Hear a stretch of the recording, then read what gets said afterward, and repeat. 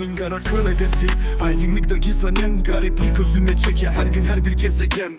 Garip diktatüra, kaplarımıza hüküm sürüyor.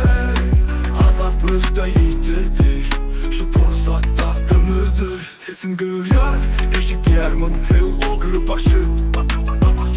Adalet yok, iş yok, pul yok, yöner yalı yolun yok.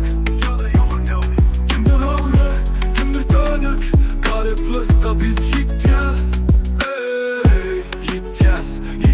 Gideceğiz, biz gideceğiz.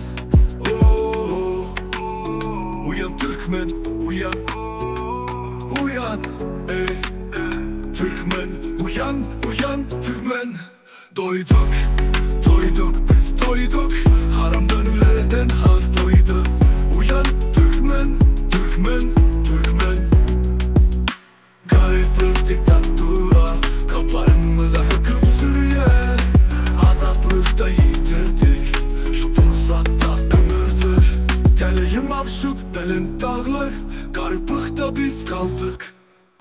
Gariplik diktatüra, kaplarımıza hüküm sürüyor. Azaplıkta yitirdik, şu fırsatta ömürdür.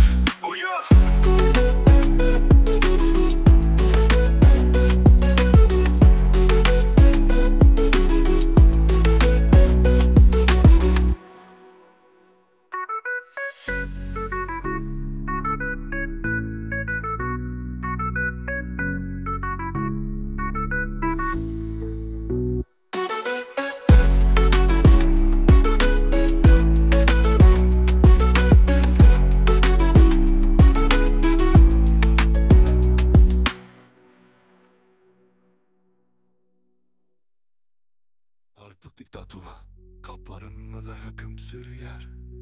Azatlıkta yitirdik, fırsatta ömürdür.